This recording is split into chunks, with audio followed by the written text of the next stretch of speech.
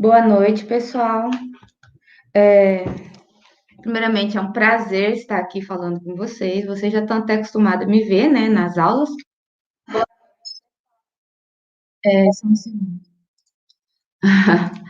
E aí, pessoal, hoje eu estou aqui pela Semana da Engenharia. Primeiramente, eu queria parabenizar o curso da Engenharia Civil. Nós ficamos com nota 3 no ENAD, então é uma nota alta, é a nota que a gente esperava tirar, precisava, queria, né? E nós fomos a maior nota da região de Franca. Então, assim, teve mais gente que ficou com 3? Teve. Mas, na nota geral, nós fomos a melhor faculdade. Então, eu queria agradecer a vocês por isso, né? Pelo empenho de cada aluno. E com relação ao IDD, pessoal, existe um outro coeficiente, que é o coeficiente que mede quanto que quanto que vocês evoluíram dentro da faculdade. É o IDD. Nós ficamos em 21º do Brasil inteiro. Então, 21 no Brasil inteiro é um índice muito alto. E nós ficamos com nota máxima nele, nós ficamos com 5, a nota máxima. Então, quer dizer o quê? O curso está muito bom e a gente está crescendo cada dia mais. Isso graças a vocês, que sempre procuram a gente para conversar, para solicitar alguma mudança. Isso aí agrega muito para a faculdade, porque quando vocês solicitam, muitas das vezes a gente não está vendo. Mas quando vocês pedem alguma coisa, a gente consegue ir atrás e melhorar. Então, eu queria agradecer a vocês por isso. Pessoal, hoje nós vamos ter uma palestra com o engenheiro Alan Vicentini. Ele é formado na Unesp, ele tem mestrado também e atualmente está fazendo doutorado em dosagem tecnológica de concretos e argamassas. Ele também atua na elaboração e acompanhamento de obra. E é também professor de faculdade na FUNEC. Não sei se em outra faculdade também. Hoje a palestra é sobre, o tema é materiais alternativos, a contribuição da construção civil na sustentabilidade. Eu vou solicitar para vocês que façam perguntas no chat do EVA. As perguntas do chat do EVA eu vou anotar aqui e no final da palestra eu faço as perguntas para o Alan. Obrigada, Alan, pela presença e vamos começar agora, pessoal. Beleza? Boa noite, obrigado, Tainara. Boa noite, gente, alunos do curso de Engenharia Civil. Foi um prazer ter recebido o convite da Tainara. Tainara é parceira de laboratório desde 2011, mais ou menos, 2011, 2012, né? Então, a gente já muito já nos laboratórios da vida aí, né? Nos trabalhos de iniciação científica e trabalhos de graduação, de pós-graduação. Então, é sempre bom ter contato com o pessoal que a gente tem essa afinidade, né? Quero também parabenizar o curso de Engenharia Civil pela nota do Enem. A gente sabe o quanto é difícil conquistar essas notas, né? São muitos coeficientes, são muitas variáveis que determinam essa pontuação. A gente também luta bastante para pontuar, né? A gente sempre trabalha junto aos alunos, sabe que é um trabalho em conjunto, e somente o trabalho em conjunto vai resultar nesse sucesso. Correto? Bom, eu vou fazer uma breve apresentaçãozinha sobre mim, né? Só para não ficar... Então, meu nome é Alan, sou formado na Unesp de Solteira, e venho trabalhando nessa área desde 2011, mais ou menos, 2011, 2012, quando comecei a atuar nessa parte de tecnologia do concreto e também de argamassas. Okay? Então, desde lá, tenho feito alguns trabalhos, fui bolsista FAPESP, fui bolsista CNPq do mestrado, e desde o mestrado comecei já a pensar, né, será que eu vou querer fazer isso pro resto da vida? Será que eu vou viver só pesquisando, né? Então, eu fui tentando abrir o maior número de vertentes possível logo no mestrado, né? Então, comecei a trabalhar com empreendimentos, né, com obras de médio, de pequeno porte, reformas residenciais, comerciais, e eu tomei muito gosto por isso, né? Então, hoje, essa minha cara de cansada é justamente por isso, porque eu trabalho os 3 períodos praticamente, né? É muito cansativo, mas eu me sinto no lugar certo. Eu sinto que eu faço o que eu realmente gosto, né? E no início não era assim, né? Eu senti que, sei lá, que alguma coisa estava me cansando demais, estava me incomodando, mas conforme você vai se aprofundando nesse mundo, você vai ficando cada vez mais obcecado, né? Mais apaixonado pela construção civil.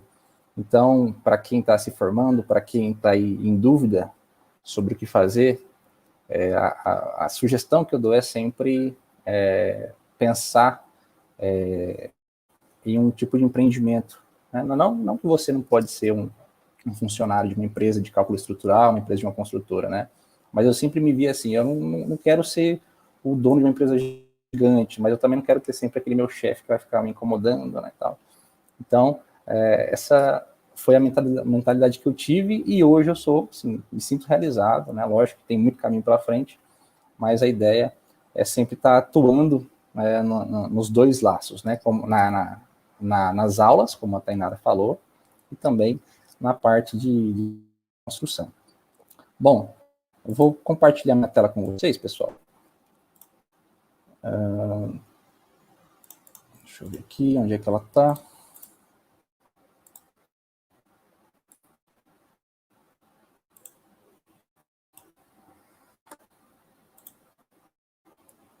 Beleza, então, acredito que vocês estejam vendo minha tela. Se vocês não estiverem enxergando, deem um toque aí, tá? Muito bem, então hoje nós vamos falar sobre materiais alternativos, a contribuição da construção civil na sustentabilidade.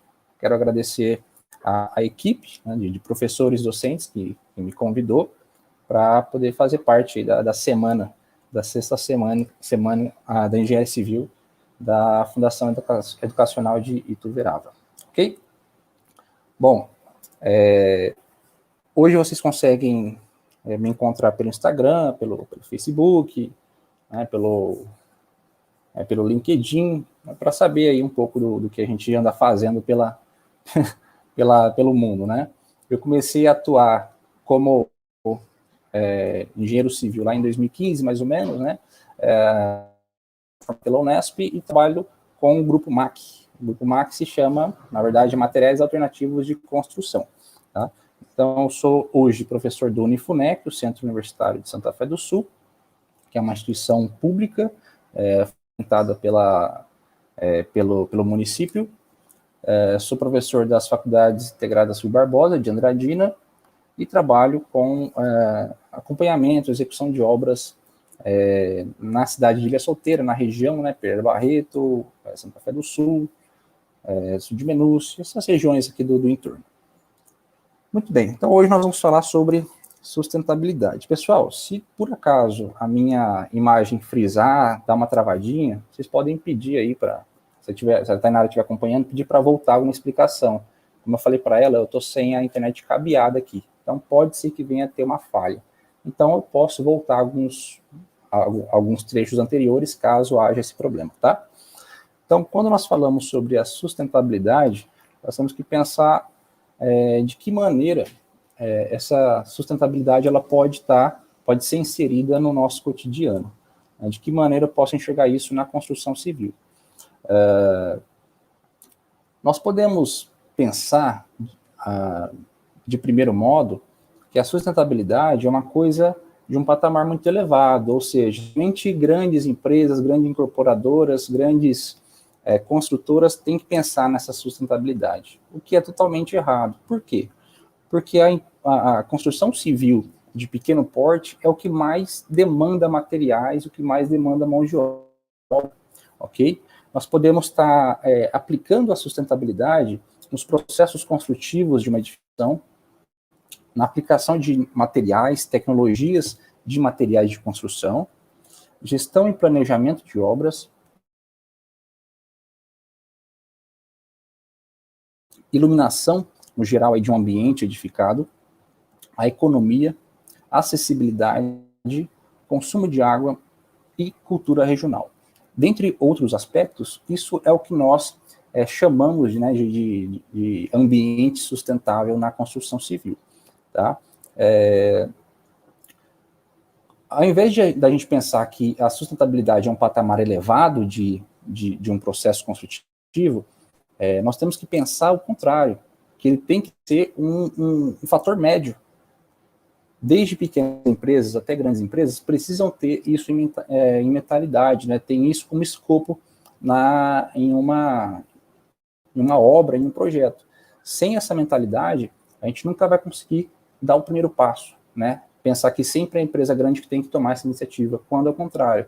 Quando são as pequenas empresas, pequenas obras, que vão estar demandando a maior parte de materiais e mão de obra relacionadas à construção civil. E justamente isso é o que faz a construção civil e a engenharia civil como um todo ser uma grande predadora do meio ambiente.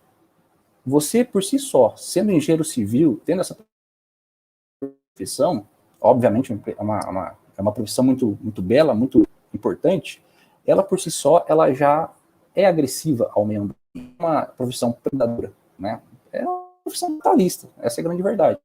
Então, se nós não tivermos a própria iniciativa, como pessoa ou como empresa, de tomar essas decisões, a construção civil vai continuar degradando o meio ambiente.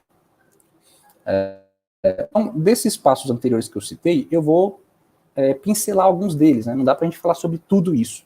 Como a Tainara deixou bastante aberto o tema para eu falar, eu vou falar sobre, né, o que eu mais consigo de puxar de sardinha, que é a aplicação de materiais. Mas nada impede a gente citar outros exemplos. Como, por exemplo, o planejamento de uma obra. O planejamento e a gestão de uma obra, se bem realizado, demanda ali uma certa quantidade de mão de obra, de gastos de implantação de processos, de projetos, mas contribui muito para uma sustentabilidade na construção civil. Quando eu falo sustentabilidade, não é só você analisar, assim, pensar num gramado, né, onde não tem concreto, não é isso. A gente consegue ter todos esses elementos estruturais, elementos construtivos, e pensar numa sustentabilidade de outra maneira, como, por exemplo, em orçamentos. Esses orçamentos, eles podem ser variados, de acordo com o tipo de material que você vai utilizar, a qualidade da mão de obra, a contratação de empresas de consultoria que vão gerar certificados de sustentabilidade na sua obra, mas isso é muito viável e é muito vantajoso a longo prazo. As compras que vão ser realizadas pensando nessa parte de certificação da empresa em relação ao meio ambiente, em relação à agressividade ao meio ambiente, é muito importante também. Vamos supor aí que você é um engenheiro e foi contratado para uma construção aí de um predinho aí de 6 pavimentos, 4 pavimentos. Você vai ter uma certa demanda de materiais e você está preocupado aí com o tipo de desperdício que vai haver, né, o tipo a construtora, de repente, vai estar empreitando essa parte aí de mão de obra e de material. Então, você vai começar a demandar alguns serviços para essa empresa. Eu quero que você compre somente madeiramento que tenha certificados ambientais de empresas, de órgãos públicos ou órgãos privados. Então, essa empresa que vai estar responsável pelas compras vai ter que se virar para conseguir comprar um material que tenha essa certificação, justamente para garantir a sustentabilidade na sua obra. Por exemplo, o bambu. O bambu é um material que hoje, do ponto de vista arquitetônico e sustentável, é muito demandado, né? Bambu, nossa, o bambu é bonito, é muito resistente, ele suporta grandes cargas e ele substitui o concreto. Beleza, bonito. Então, nesse ponto de vista, ele é muito sustentável. Só que, e a extração? Se a extração for feita clandestinamente e por serviço escravo, será que a sua obra está sendo sustentável? Eu acredito que não. Então, é muito mais profundo esse aspecto de analisar a obra sustentável. É você comprar um material que não tenha só a sua visão sustentável dentro da obra, mas e sim desde a coleta até processamento e transporte. E recursos humanos, né, a qualificação da mão de obra, a capacidade desses operadores de estarem manuseando materiais de diferentes qualidades, né? Eu tenho exemplos aqui na cidade de obras com EPS, essas obras de isopor com a armadura estrutural de aço, né? E não são muitas pessoas que trabalham com isso, e a gente consegue ver a dificuldade que tem. Era um processo construtivo que demandaria um menor custo e um menor tempo, só que na verdade é o contrário, porque a pessoa trabalhou a vida inteira com alvenaria de vedação, pega lá um serviço de EPS e começa a se dar mal, né, por conta aí da baixa qualidade de mão de obra. Materiais e equipamentos como geral. Então, como eu citei para vocês o exemplo do bambu, podemos citar outros tipos de materiais também, cimento, que mais nós podemos citar aí? Agregados, né, que são materiais que, às vezes, o processo de transporte e até mesmo o modo de coleta torna esse material inviavelmente sustentável, ok? Bom, Tainara, como eu estou tendo o seu retorno, se der algum BOzinho, é só você me avisar, tá? E aí, nós entramos num pequeno problema em termos de processo de planejamento. Nós sabemos que uma obra tem 4 etapas. A etapa da concepção, desenvolvimento, execução e finalização. Essas são as 4 principais etapas. Então, vamos supor que eu esteja começando uma obra e essa obra ela não tem uma concepção sustentável de início. Eu tenho simplesmente ali uma ordem de serviço de executar aquela obra, só que não existe uma gestão inicial, está sendo feito de qualquer jeito. O resíduo está sendo jogado ali no canto, a água está sendo à vontade, o material não está sendo bem armazenado, né, está tendo um problema ali de segurança, de resíduos e tudo mais. E aí, à medida que o processo vai passando, né, passa a concepção, passa desenvolvimento, início e execução, e eu começo a ver que não está certo isso. Falei, essa obra não vai se sair bem. Eu vou ter problema de entrega, vou ter problema de falta de material, porque não está sendo bem planejado. E aí que nós chamamos de oportunidade construtiva, que é essa linha que está em azul aí, que eu chamo de a etapa em que fazer essa alteração de uma obra convencional para uma obra sustentável vai ser economicamente viável. Então, até aproximadamente 20% da minha execução, eu consigo ter ainda essa reviravolta, alterar o processo de planejamento para que a minha obra seja vantajosa sustentavelmente e também em termos financeiros, porque eu não posso trabalhar de graça, né? Então, essa minha linha, conforme eu vou passando o tempo, passo o tempo de concepção, passo o desenvolvimento, começo a executar a obra. E aí eu passo a ter uma redução do meu valor agregado à obra, por conta de problemas de desperdícios de materiais, falta de cronograma, né?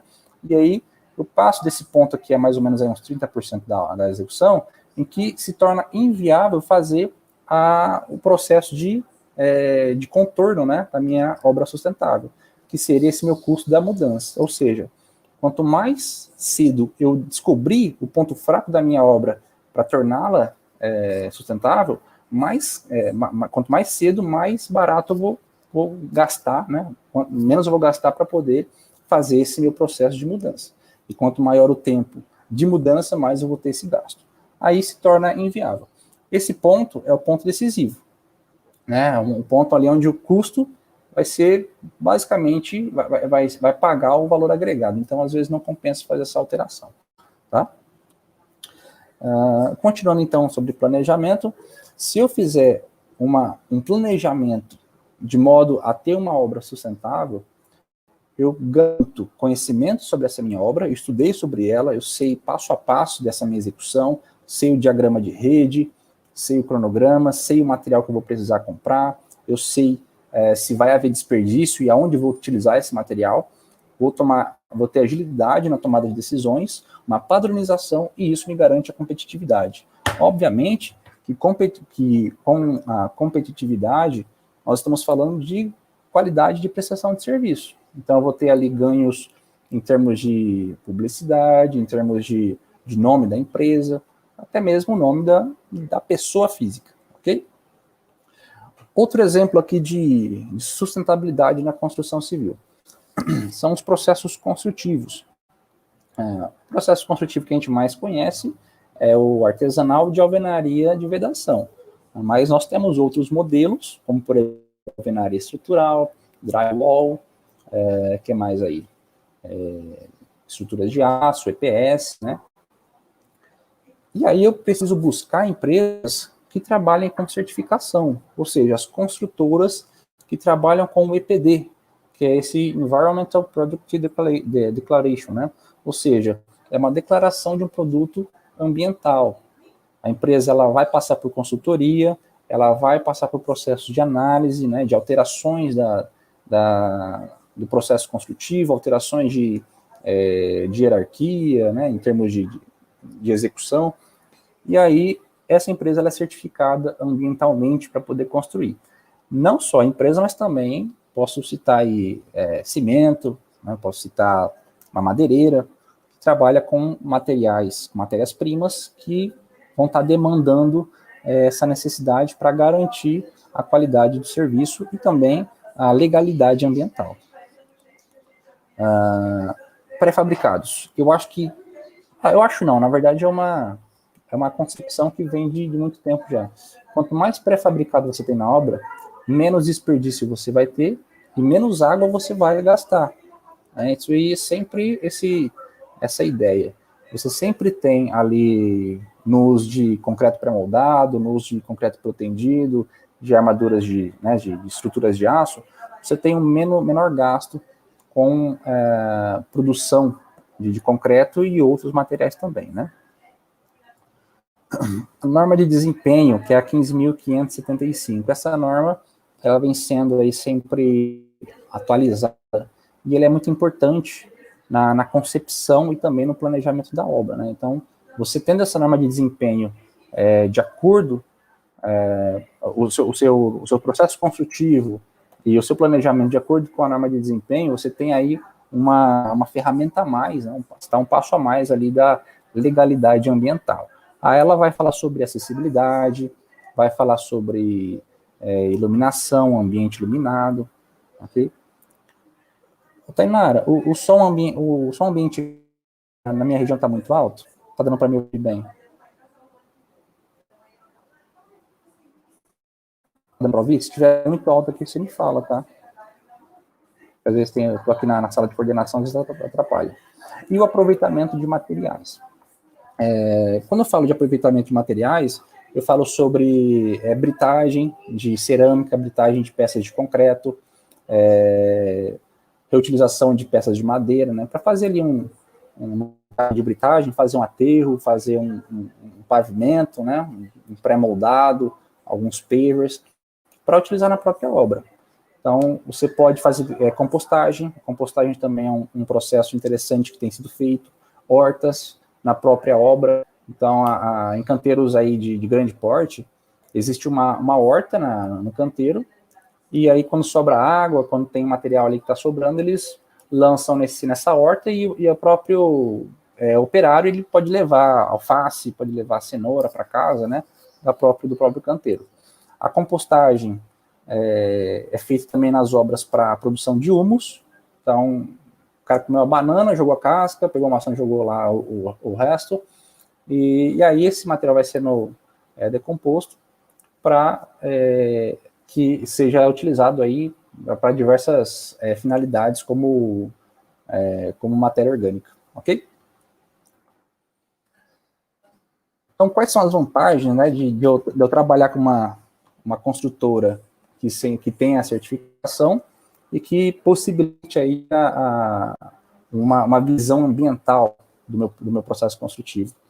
Eu tenho redução de gastos a longo prazo, eu tenho incentivos fiscais de órgãos, incentivos fiscais de órgãos públicos, de órgãos estaduais, né, até mesmo federais. E aí eu tenho também um apelo visual e publicitário, ou seja, aquela empresa ali, ela tem o selinho verde, né, o selo de environmental. Então, ele tende a ter um valor agregado maior, correto? Muito bem. Então, isso foi uma breve pincelada sobre outras possibilidades. Agora nós vamos entrar no que eu costumo puxar a sardinha, que é materiais de construção.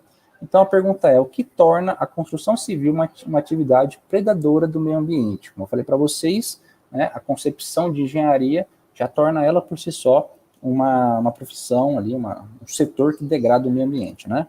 Vamos lá. Extração de matéria-prima, calcário, que mais aí? Argila, rochas, né, mineração, matacões, solo. Então, tudo isso é extração de matéria-prima. Gastos energéticos no transporte e produção de materiais, ou seja, eu posso falar que o kaolin, que é uma pozolana industrializada, ela é um material sustentável. Ok, você realmente, utilizando o material na sua obra, torna ela mais sustentável. Mas e a produção do kaolin, o transporte dessa matéria-prima para a indústria, para levar para a sua obra? Então, essa logística vai demandar emissão de gás carbono, né, vai demandar pneu, então, tudo isso tem que estar globado, né?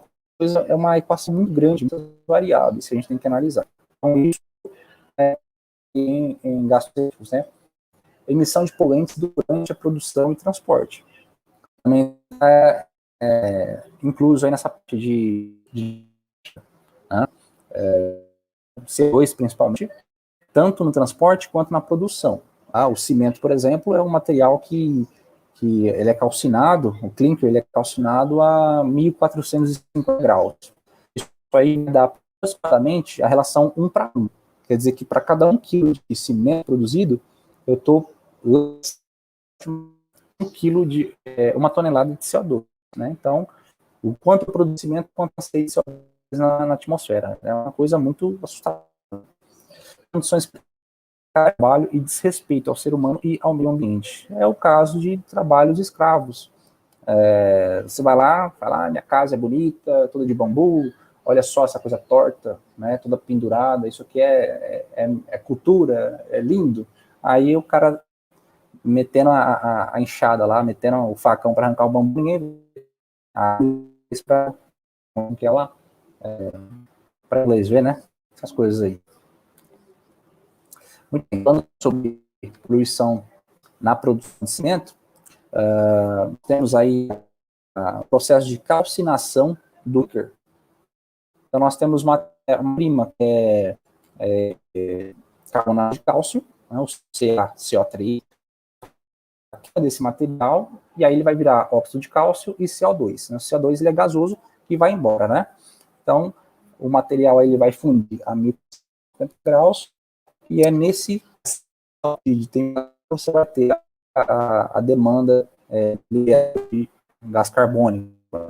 Brasil, olha só, pareça. Alan, tá me ouvindo? Tô. Tá cortando bastante, não tá dando para entender. Qual parte? Então, tá cortando, sabe, picando o áudio. Então tá difícil de entender.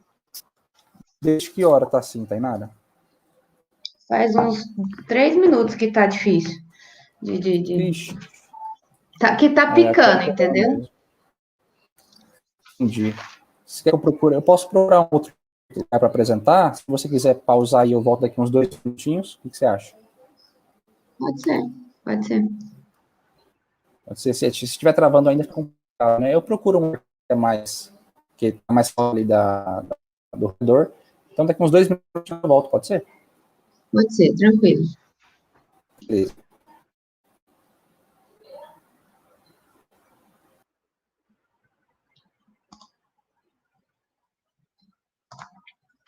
Pessoal, enquanto o Alan não volta, vocês aguentam uns minutinhos aí para ele resolver o problema da internet dele.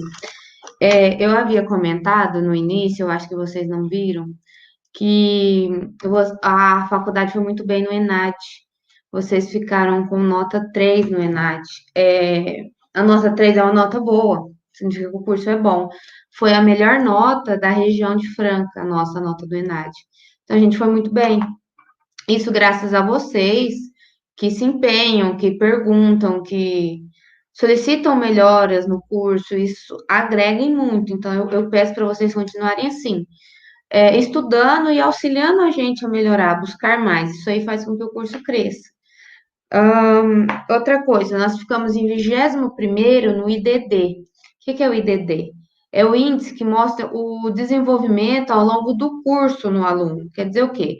Quando ele prestou o Enem, ele tirou uma média. Quando ele saiu da faculdade, ele evoluiu bastante. Então, é porque a faculdade agregou conhecimento na vida dele, não só o que precisava ser, agregou mais do que isso. Nós fomos muito bem. 21º no Brasil inteiro, em todas as faculdades, é uma nota extremamente alta. Então, de novo, parabéns, pessoal. Obrigada por isso. Vamos buscar mais. A gente tirou 3 no ENAD, a próxima turma se prepara para o 4. Depois, lá na frente, a gente cobra o 5. Vamos subir num passo cada vez, né, galera? Mas já saiba que eu vou cobrar bastante de vocês, quem for pro ENAD.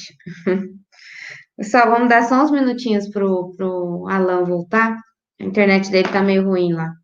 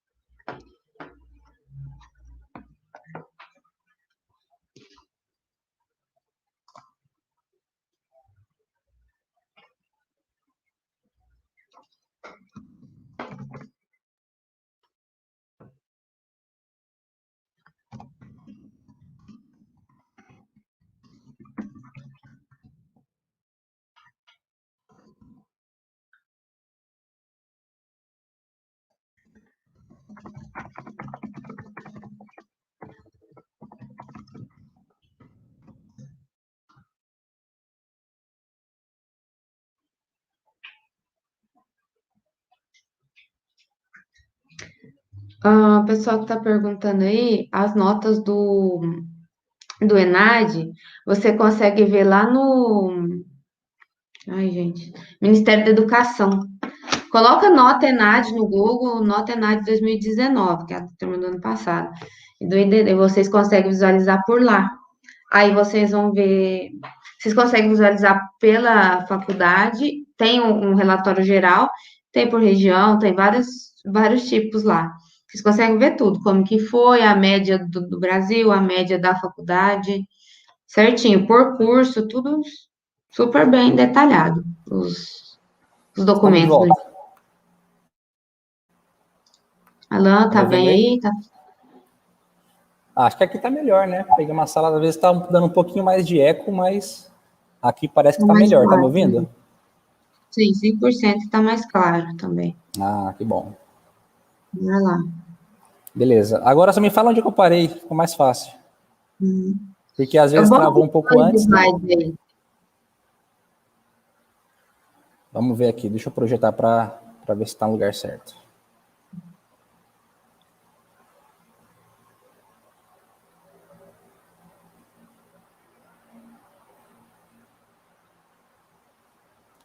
No anterior? Isso, pode começar aí, tá bom. Beleza. Estamos de volta. Isso aí faz parte. Isso aí sempre tem probleminha desse aí. Bom, vamos lá. Então, a ideia é pensar o seguinte: o que torna a construção civil e a profissão de arquiteto, de engenheiro, uma profissão que seja predadora do meio ambiente? Dentre os vários aspectos que nós podemos citar, dentro de materiais de construção, que é o nosso intuito de falar, nós podemos citar extração de matéria-prima. Cimento, nós temos a extração de argila, 20% de argila mais ou menos do cimento, e 80% de calcário, né? Fora outras adições. Aí vai depender do tipo de cimento, mas podemos citar aí filler, né? Gesso, né? Escória, outros materiais. Gastos energéticos no transporte e produção de materiais. Então, quando você está utilizando, por exemplo, o metacaolin na sua obra, que é um material industrializado, que tende a reduzir o consumo de cimento, isso é ótimo, é excelente. Só que quando você vai mais a fundo na produção do metacaolin, você vê que ele extrai muita argila. Você tem somente uma empresa praticamente que produz no Brasil inteiro. Então, quanto esse metacaolin vai ter que viajar, né, para poder ser utilizado numa obra. O quanto de gás carbônico que ele lançou, né, em termos de produção, da calcinação, da produção mesmo, do transporte. Então, assim, só falar que sua obra é sustentável porque usou um material sustentável não é verdadeiro. Isso nem sempre acontece. Emissão de poluentes durante a produção e transporte. Isso está relacionado com a logística, né, a maneira de ser transportado, e também com o processo produtivo. Cimento vai queimar lá em 1450 graus. E aí nós temos a proporção de liberação de gás carbônico, né? Geralmente nós temos a proporção 1:1, ou seja, para cada tonelada de cimento, eu estou liberando 1 tonelada de CO2. Né? A indústria de cimento, ela representa aí mais ou menos, hoje, deve estar representando uns 6% de contribuição mundial de gás carbônico, né? E condições precárias de trabalho diz respeito ao ser humano e ao meio ambiente. Então você vê lá o arquiteto, olha, eu fiz um prédio de bambu, coisa mais linda, sustentável. O bambu é um material sustentável, é resistente, é bonito, eu sou fera. Só que quando você vê, o cara está cortando com um machado lá, o cara que é escravo, entendeu? O cara que está sofrendo, ganhando alguns centavos por dia para poder produzir isso aí. É a mesma coisa das calças aí da Calvin Klein, né? Sei lá do que mais aí, que acaba, né, assim, extorquindo aquela ideia, né? Você tem uma extorsão na verdade o nome certo é distorção, né? Fazendo essa distorção do que realmente está acontecendo. Né? Você vê uma coisa bonita na casca, por dentro é uma coisa totalmente contrária. Muito bem. Então, durante a calcinação do material, da matéria-prima do cimento Portland, que é o calcário e a argila, nós temos aí a transformação do carbonato de cálcio em óxido de cálcio. Então, eu saio de CaCO3 e vou para CaO, né? Mais o gás carbônico que foi liberado. Isso a 800 graus. Depois de passar por essa etapa, eu passo pela clinkerização, que é a transformação desse material em um material fundido, umas bolinhas bem coesas. Atinge 1.400 e poucos graus. E isso faz com que eu tenha aí no Brasil, uma liberação de 1 tonelada, né, de 0,6 tonelada de gás carbônico para 1 tonelada de clinker. Ou seja, o Brasil, dentro da média mundial, está muito melhor. Né? Tá liberando 40% menos gás carbônico. Isso porque o Brasil ele tem uma das melhores indústrias de cimento, né? Várias cimenteiras que são muito boas a nível mundial. Que trabalha aí pelo caminho seco, né? Pela via seca. As que trabalham com vias úmidas ainda são um pouco menos sustentáveis. Né? No mundo, no geral, você tem essa proporção de 1:1, né? Enquanto no Brasil libera 600 quilos, em outros países, mais ou menos 1 tonelada. Só a Índia e a China produzem juntas 60% da produção de cimento, né? Do total de cimento. Índia e China lideram de longe. E aí países já desenvolvidos, eles produzem cada vez menos. Se pegar, por exemplo, Estados Unidos, Canadá, Japão, o governo só libera a produção de cimento conforme o aumento da população. Se não houver aumento de população, não tem produção de cimento, não tem acréscimo. Beleza? Então, em 2015, aí, a ideia de que nesse ano foi produzido 4,6 bilhões de toneladas de cimento, né? Somente em países, né, subdesenvolvidos, isso representa 90%. Em 2017, uma pesquisa indicou que no Brasil, a projeção de moradias necessárias nos próximos anos seria de 7,8 milhões de unidades. Ou seja, não está faltando obra. Não vai faltar. Nesse período de pandemia aí, eu senti na pele o aumento drástico que teve de obras, né? Principalmente aí de reformas, de ampliações, teve muita procura. Agora deu uma baixadinha um pouco menos, né? Agora está uma procura um pouco menor por conta do acréscimo do valor do material de construção. Então o pessoal tende a colocar um pouco o pé no freio. Só que de abril até agosto, o negócio foi estupendo, né? Era obra atrás de obra. E isso é um reflexo aí da mudança de foco da população em termos de investimentos, né? Eu tinha lá uma carteira de investimento que estava na Selic foi para 0,5%, o cara não quer ver o dinheiro dele ficar menor que a inflação. Aí o cara pega e investe em obra para que a casa dele valha mais, né, do que valia antes. Então é desse jeito que acaba acontecendo essa reviravolta de investimentos na construção civil. Então nós temos aí o consumo de cimento totalmente ligado à construção civil para produzir concreto, argamassa, assentamento e acabamento, ok? Para obras residenciais, viárias e infraestrutura.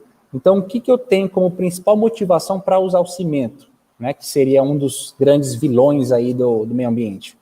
Preço é muito barato, a facilidade de moldar, né, muito fácil moldar uma peça de concreto, pode ser de qualquer formato praticamente, e a sua resistência, ok? Se você for analisar, é que a gente nunca fez essa análise praticamente. O metro cúbico do concreto deve custar aí hoje por volta de uns 300 e poucos reais. Isso quer dizer que o litro vale 30 centavos. Aonde que você viu alguma coisa líquida, né, uma coisa volumétrica, custar 30 centavos o litro? Água não, refrigerante não, suco não, né? Então olha só a diferença de preço desse material, né?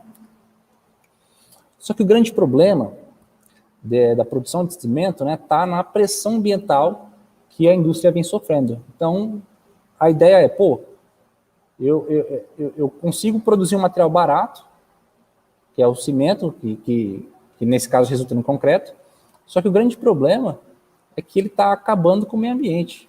Eu tenho que dar um jeito de ou reduzir essa quantidade de material ou melhorar a própria produção.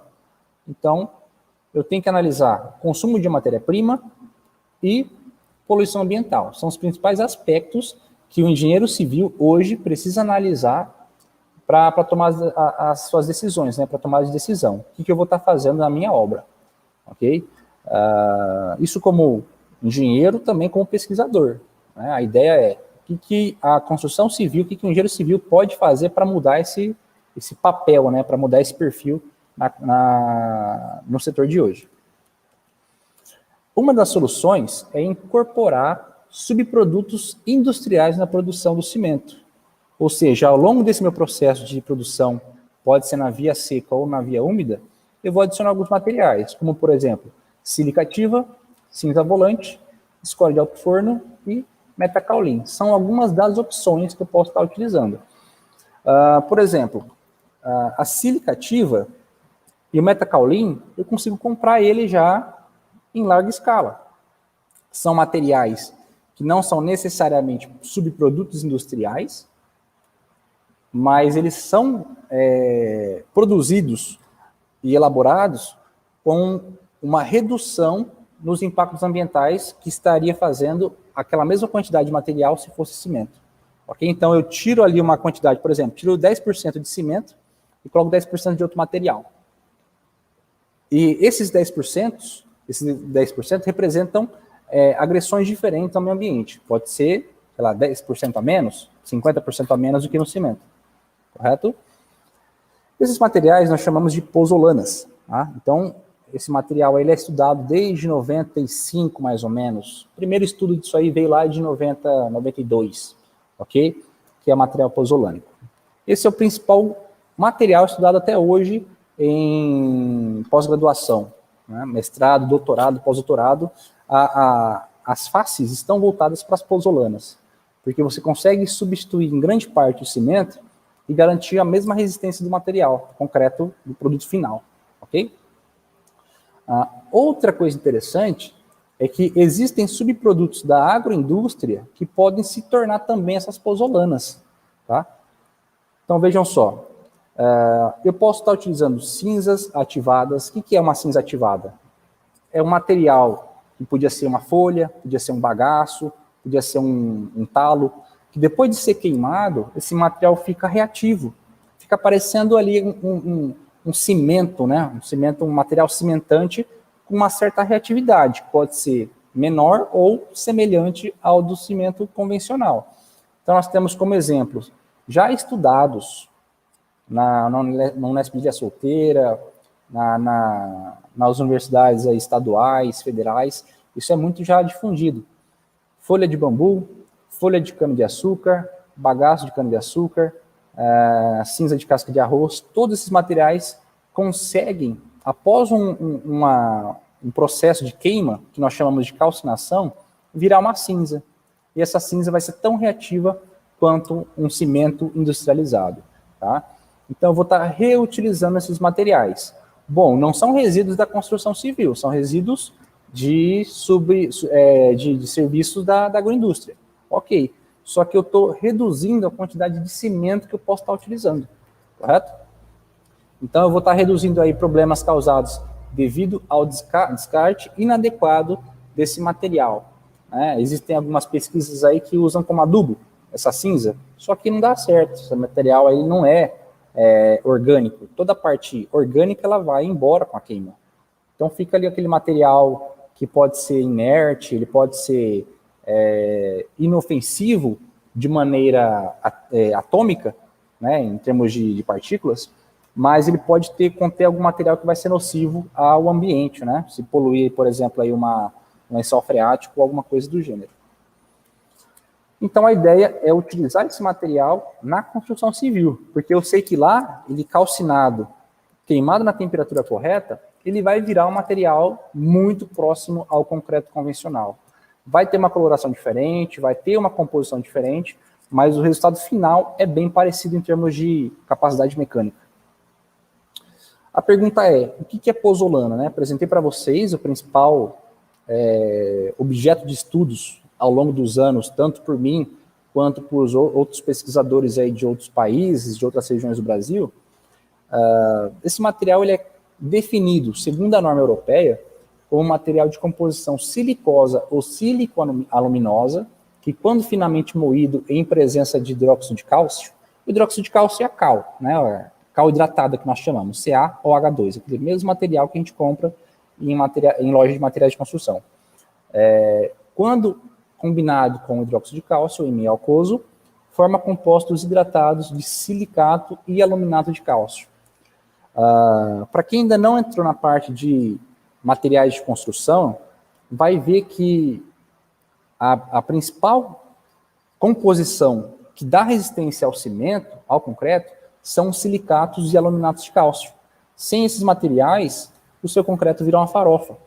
Então, olha só, eu consigo pegar essa cinza que veio da agroindústria, por exemplo, misturar com cal convencional, colocar água dentro e ele vai endurecer. Então, a percepção é sempre trabalhar com substituição desse material, né? Substituir o cimento por esse material, para garantir as mesmas propriedades físicas e mecânicas. Temos quanto tempo aí ainda, Tainara? Vai dando uma orientação aí, tá? Então, como que é o princípio dessa física, dessa química desse material, né? A gente precisa entender antes como funciona a hidratação do cimento. Nós sabemos que o cimento, ele tem essa primeira parte aí da equação, que é o silicato de cálcio, né? Essa parte aí de CaOSiO2. Essa é a principal fórmula do cimento. Quando eu coloco água nele, que é o H2O, ele vai virar essa equação grandona que tem aí do lado, que é o silicato de cálcio hidratado. O silicato de cálcio hidratado, depois de 2, 3 dias, começa a virar um gel. E esse gel tem grande resistência mecânica. Então, aquela dureza que ele tem, depois de alguns dias, é proveniente desse material. E olha só que coincidência. Além dele produzir esse material, vocês podem reparar, se você tiver um pedacinho de concreto e ele cair dentro da água, depois de um tempo, vai soltar um pozinho branco. E esse pozinho branco é hidróxido de cálcio que se originou dessa mesma reação. Ou seja, Eu tenho hidróxido de cálcio, que é a cal, e tenho esse material resistente dentro da mesma solução. De modo que, se eu adicionar esse material com a minha pozolana, eu vou adicionar pozolana nesse material, eu vou ter a mesma reação acontecendo, que é a portlandita, o CH, que é o hidróxido de cálcio, misturado com o silicato de cálcio, vai me garantir a mesma reação, que é o silicato de cálcio hidratado. Ou seja, eu vou ter 2 vezes mais componentes resistentes, tá? Eu sei que essa parte é um pouco técnica, né? Mas só estou fazendo uma breve explanação para vocês entenderem que eu posso misturar cimento e pozolana na água, que o próprio cimento vai me fornecer a cal. Eu não preciso colocar cimento, cal e pozolana. Entenderam? Eu só preciso colocar 2 materiais. A pozolana, o cimento, colocar na água, e depois de alguns dias, o cimento vai reagir e vai liberar essa cal para mim. E aí a cal vai reagir com a pozolana. Então é muito interessante, né? Você precisa de um outro material, que inicialmente não existe, mas depois de reações químicas ao longo do tempo, esse material vai surgindo na minha mistura e vai reagir novamente com a pozolana. Essa aí é a imagem dela no microscópio eletrônico de varredura. Ele é um gelzinho, né? Esse gelzinho aí parece uma gelatina. Muito bem. Então, a minha pesquisa de mestrado foi com a cinza do bagaço da cana-de-açúcar, que é a principal matéria-prima, aliás, é o subproduto, né, da matéria-prima, que é o bagaço. E aí esse material, ele pode ser queimado na própria usina para gerar energia, só que ainda vai sobrar aquela cinza, né, aquele pozinho preto. E esse material também funciona como uma pozolana, ok? Se a gente for analisar aí, os últimos anos, nós estamos batendo um recorde de produção de bagaço de cana. Lógico que hoje nós estamos já pensando em usinas híbridas, né, trabalhando com bagaço e também o milho. Mas a grande parte é só bagaço. Imagina o tanto de material que vai estar sobrando nessa indústria, né? Então a ideia é fazer o quê? Pegar esse material, girar o bagaço, girar a cinza do bagaço e utilizar em substituição com o cimento.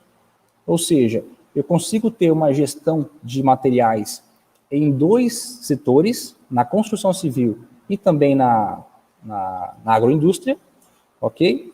Estou deixando de jogar fora esse material que talvez não teria uma deposição correta e deixo de utilizar cimento. Cimento não é mais utilizado, correto? E além disso, nós temos a argila calcinada. A argila calcinada, ele é um material pozolânico que hoje nós conhecemos como metacaulin, né? Mas o metacaulin, ele é basicamente essa argila passada por processos de queima, ok? Então, eu coleto esse material da jazida, né? Posso coletar esse material em indústrias cerâmicas, né? Resíduos de indústrias cerâmicas, e também de fundos de rios, né? Essas partes aí de várzea, onde eu tenho solo já seco, eu posso estar removendo esse material daí, que talvez não tenha tanta utilidade assim, e promover a queima desse material. Quando eu queimo esse material, ele vai ser tão reativo quanto um material cimentante, um cimento puro, ok? Então, qual que foi a ideia? Né? Pegar essa minha biomassa, que é o bagaço da cana, pegar essa minha argila e misturar os dois. Por que eu vou misturar os dois? A argila, ela é queimada em forno. Esse forno, ele é movido a energia elétrica, né, que vai gastar, vai ter uma demanda de energia. Então, já não estou sendo tão sustentável assim em termos energéticos. Então, qual que é a ideia? O bagaço, por ser um material combustível, misturado com argila, vai me fornecer combustível suficiente para poder calcinar esse material. Ou seja, eu pego 2 materiais diferentes, faço a mistura dos dois, e o próprio bagaço é quem vai queimar a minha argila, correto? Então, misturo os dois, faço a queima desse material e chego na minha cinza, né? O calor gerado pela autocombustão da biomassa, que é no caso o bagaço, vai ativar termicamente a estrutura da minha argila, que vai promover essa minha amorficidade. O que é a minha amorficidade? é a minha reatividade do material. E foi isso que nós fizemos. Nós temos aí uma equipe que trabalha com pesquisas voltadas para a área sustentável. Nós coletamos argila, essa primeira imagem que nós temos aí, coletamos o bagaço, fizemos a mistura desse material com água, né, para poder dar uma aderência, e produzimos blocos. Esses bloquinhos aí, briquetes, na verdade, né, são bloquinhos aí de 20 centímetros de largura, de comprimento, 5 de espessura e 10 de altura. E esse material não é para construir casa, né? Não é um bloco para você edificar uma casa, é sim para você queimar. Por que nós fazemos essa compactação? Para otimizar o processo de queima entre a argila e o material. Depois de ser armazenado, nós fazemos a queima desse material. E ele virou essa cinza. A segunda imagem aí, que esse material é pulverulento, né? E por incrível que pareça, fazendo esse material totalmente artesanalmente, nós fomos lá na usina, pegamos esse bagaço, coletamos essa cerâmica, essa argila da cerâmica, misturamos lá no próprio laboratório, fizemos a queima em um forno, o material queimou sozinho e ele ficou tão reativo quanto cimento. Isso num laboratório de pequena escala. Imagina fazendo isso aí em grande porte, o quanto de cimento que eu vou estar deixando de estar utilizando, correto?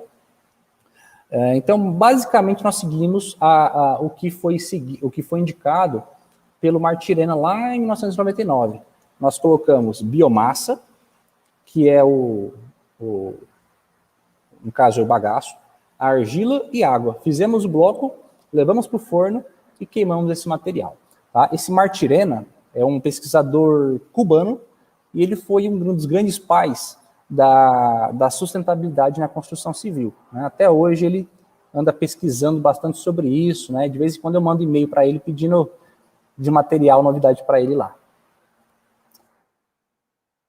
Pessoal, essa curva aqui é justamente a curva que nós obtivemos com a queima do material. Agora imagina, nós colocamos todos esses blocos dentro de um forno, tampamos o forno e inserimos fogo, né? Um fogo ali normal, né?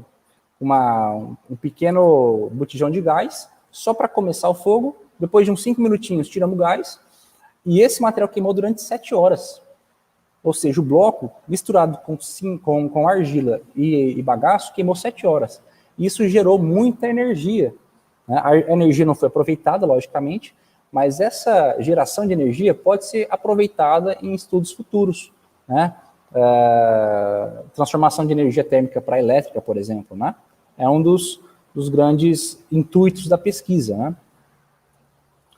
E olha só, fizemos argamassas com esse material, né, que é a nossa CBA, que é a cinza de bagaço e argila. Fizemos algumas argamassas, misturando um pouquinho de cimento, a cinza, areia e água. Fizemos os corpos de prova, os corpos aí são 5 por 5 por 5, e a ruptura nos forneceu valores muito interessantes, né, resultados muito interessantes. Vejam só que aos 3 dias, essa minha barra verde representa a argamassa só com cimento, só cimento. Nos 3 dias, todas as outras argamassas tiveram resistências inferiores ao concreto convencional, concreto com 0% de adição. Agora reparem que eu fiz substituição de 10, 20, 30, 40 e 50% de cimento. Vejam que eu consegui substituir 50% de material sem reduzir drasticamente a sua resistência aos 90 dias. Com 90 dias, a minha resistência convencional estava beirando ali os 46. Na resistência com 50% de substituição de cimento, eu tive 42 MPa. É muita resistência. Para 50% a menos de cimento, é uma coisa assim que todo mundo ficou de boca aberta. Nunca houve um material que pudesse substituir em 50% o cimento e manter praticamente ali a mesma resistência, né? Perder ali mais ou menos os 10% de resistência, mas isso é praticamente um valor imensurável, né? Se a gente citar, por exemplo, de 30%, com 30% a menos de cimento, eu tive mais resistência aos 90 dias. Eu tive 52, 51 MPa. a mais, né? Assim, comparado com o controle, que foi 46 MPa, eu tive 5 MPa a mais de resistência, né? Isso aqui foi um dado muito interessante que nós tivemos. Muito bem, então aqui são só os comparativos de resistência. E o ganho de resistência é a análise do que eu faço de cálculo para converter o que eu perdi de cimento e o quanto eu ganhei de resistência. Veja que aos 90 dias, eu retirando 50% de material e colocando 50% de cinza, eu tive um ganho de resistência de 80%, né? Que é essa última barrinha aqui, essa barrinha azul mais alta. Teve 80% a mais de resistência, né, que o meu material controle, o material que tinha 0 de substituição. Os valores que estão negativos representam que eu perdi resistência ao invés de ganhar. Mas isso só aconteceu até os 7 dias de ensaio de compressão. Acima dos 7 dias, 28, 90, eu não tive perda de resistência. Todos os materiais representaram um ganho na resistência comparado ao material sem a substituição do cimento. Ok? Então, fazendo aí uma consideração final sobre isso que eu falei, isso é só um exemplo do que nós podemos fazer em uma microescala, né, uma região pequena, um laboratório pequeno, sem nada muito grande. A Tainara sabe como é o laboratório. É um laboratório muito simples. Tem ali uma betoneira, tem uma prensa, tem um moinho, tem uma peneira, e tudo isso foi suficiente para eu produzir um material, para mim, que fosse tão valioso quanto o cimento em termos estruturais, e nós praticamente não gastamos energia para isso. Tá? Então, qual que é a ideia? A ideia é fazer aí uma mini usina para produzir esse material e disponibilizar por um preço mais barato para obras de pequeno porte, obras aí que tenham um cunho sustentável e também um cunho de caridade, né? Então, a ideia é sempre aliar tecnologia com um preço acessível e, obviamente, nós termos uma visão empreendedora e sustentável ao longo do tempo, né? Isso é o que eu tenho em mente, é isso que eu quero levar para a minha carreira, né? Embora não seja tão fácil aplicar isso, a ideia é que, à medida que eu vou tendo aí o ganho de experiência, né, junto com a equipe, é que nós possamos aplicar isso em escalas cada vez maiores para poder fazer a parte, né, dentro dessa minha profissão que eu gosto tanto, que eu amo tanto, porém eu sei que ela tem aí uma certa responsabilidade ambiental que ainda deve ser tratada com muito cuidado. Ok, então fica aqui meu encerramento e agradecimento à faculdade, à Fundação Educacional de Ituverava e também aos professores e alunos por terem sido pacientes aí com a minha apresentação e esse pequeno problema técnico que nós tivemos. Obrigado. Então, fico à disposição para dúvidas e comentários.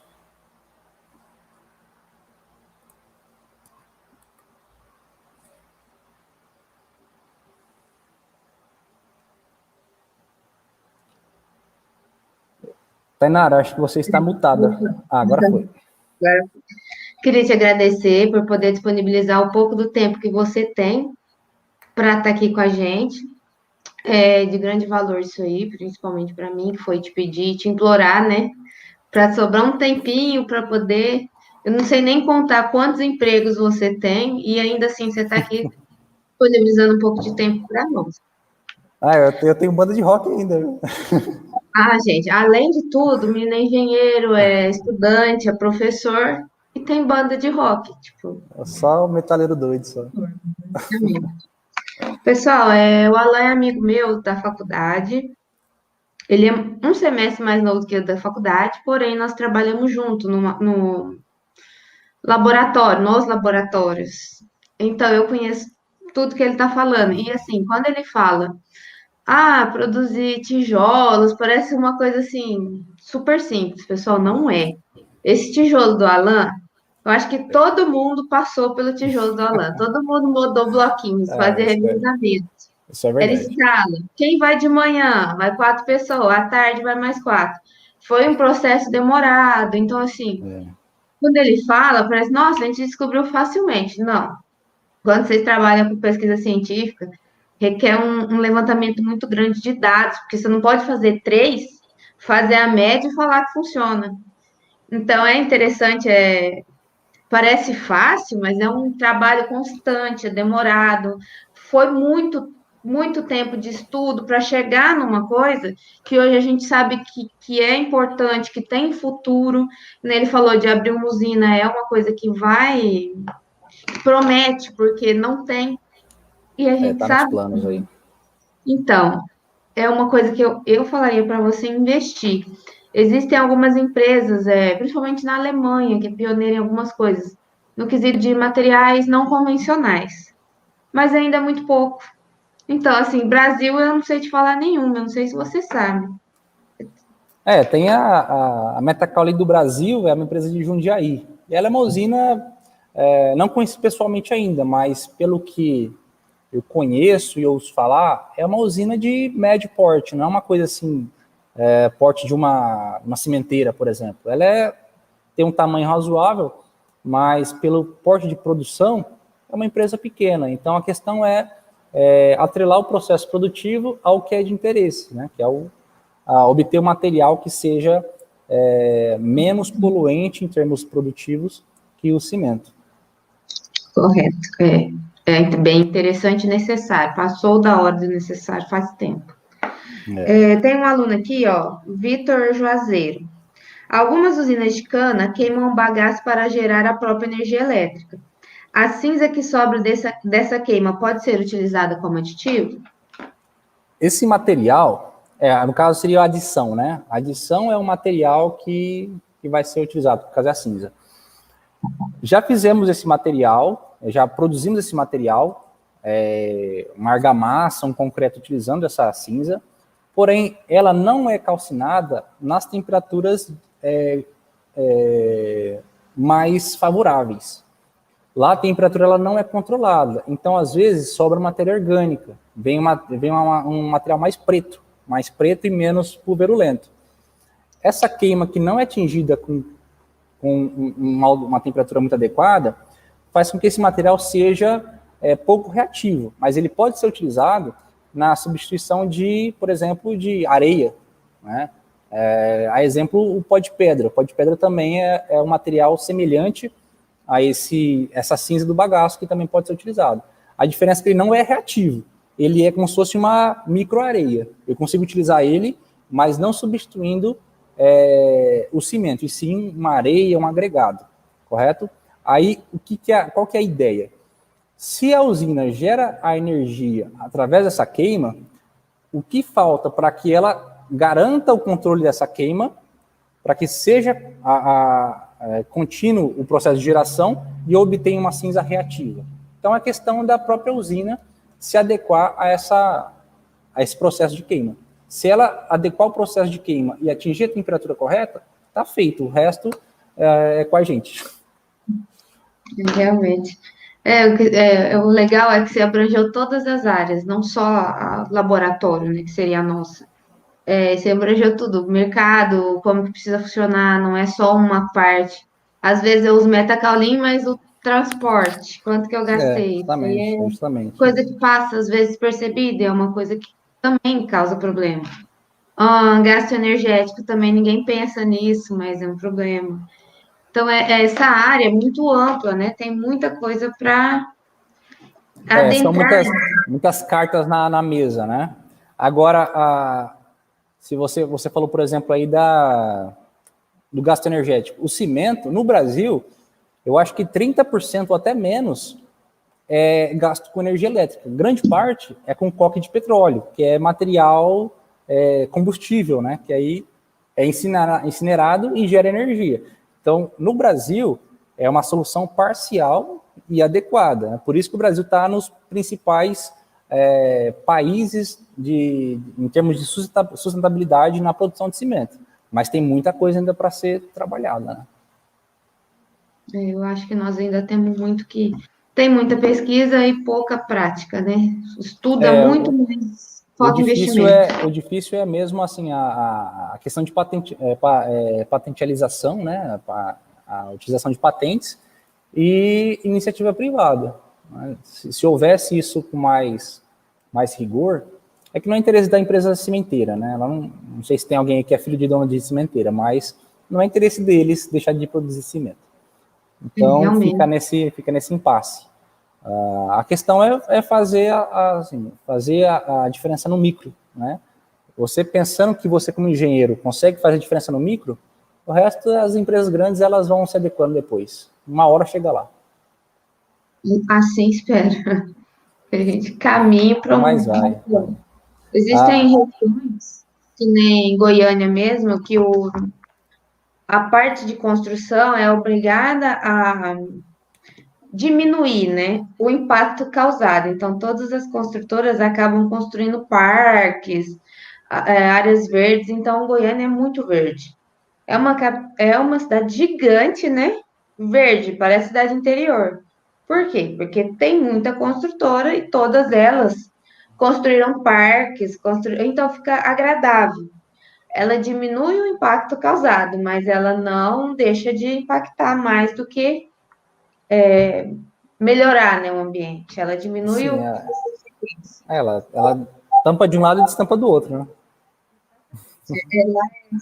Mas se houvesse essa pressão em mais regiões, né, por que não? Exatamente, é um começo. É uma cidade muito agradável por isso.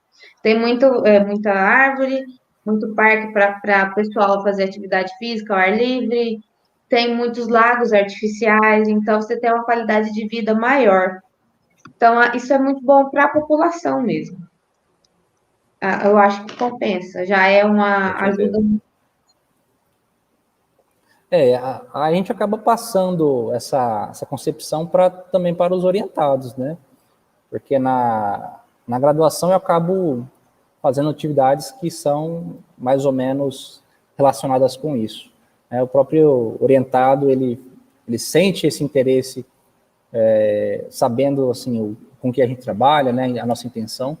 Então, querendo ou não, só de você passar essa ideia por meio de uma dissertação, por meio de uma defesa, você já contagia outras pessoas para tentarem fazer coisas semelhantes, mesmo que sejam ali TCCs, né, coisas rápidas, mas a ideia é fomentar isso aí, né, passar para frente, e porque eles sim vão entrar no mercado de trabalho, né, exclusivamente, meus orientados, que não têm interesse de carreira docente, eles vão sair para o mercado de trabalho. Então, eles têm que ter essa concepção, né? Se eu estiver trabalhando numa concreteira, eu vou dar um jeito de reduzir o consumo de cimento, né? E é o que tem acontecido com alguns orientados meus, que acabaram tendo a graça aí de serem empregados em concreteiras, né? E estão utilizando aí alguns diagramas de dosagem, algumas coisas que tendem para esse lado sustentável. Embora seja uma porçãozinha muito pequenininha, mas você sente ali que tem um dedinho, né? Não, de pouquinho em pouquinho a gente chega lá, que nem você falou, um dia de cada vez a gente chega lá. Mas no demais é isso, eu queria agradecer mais uma vez a sua presença, a sua disponibilidade. Saiba que nossa faculdade agradece muito a sua contribuição. E quando eu precisar, eu vou pedir de novo. E é isso. Pede feedback pro pessoal aí, não sei se atendeu a demanda, né, a expectativa. As mensagens iniciais aqui foram bem positivas, o pessoal gostou bastante, achou interessante o tema, até por questão de sustentabilidade. O pessoal está bem. Certo.